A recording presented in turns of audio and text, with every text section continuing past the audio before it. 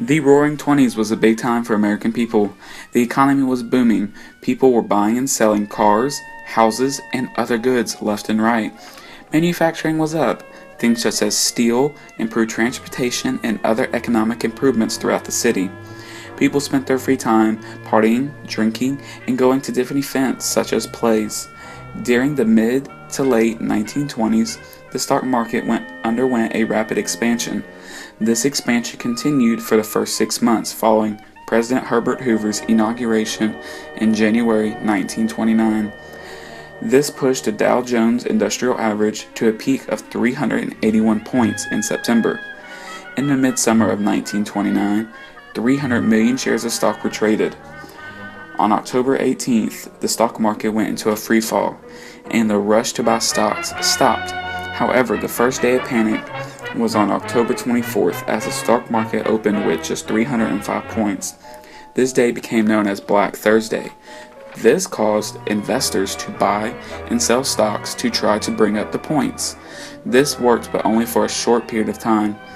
On October 29th, also known as Black Tuesday, the stock market opened at just 230 points, causing investors to sell 16.5 million shares in just one day.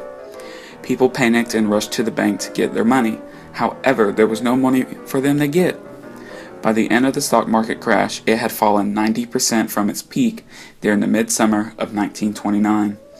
This all resulted in the start of the Great Depression.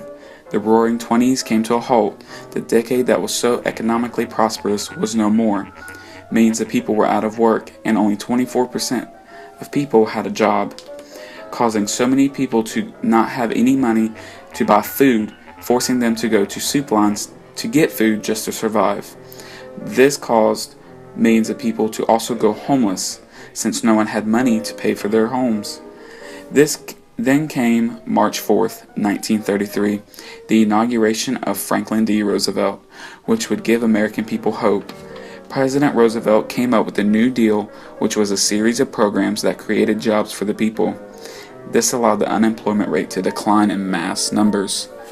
Without President Roosevelt, there is no telling what our economy and society would be like, since he was the only one who could get us out of the Great Depression caused by the stock market crash of 1929.